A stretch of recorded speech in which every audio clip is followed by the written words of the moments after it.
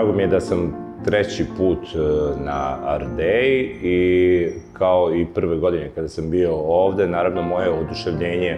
nije splasnulo zato što ima sjajne dece, sjajni su organizatori. Drago mi je takođe što nivo muziciranja ovih mladih muzičara je sve viši i viši. I drago mi je da svake godine imam neko novo iznenađenje, da se pojavljuju novi, mladi ljudi za koje vidim da imaju perspektivu u muzici i to je nešto što me najviše raduje i što uvek kažem da nijedna sredina, niko nema primat nad talentom, tako da se nadam da i neko od baš ovih mladih muzičara koji je polaznik Zimske Ardeje će u budućnosti se baviti ovim profesionalno.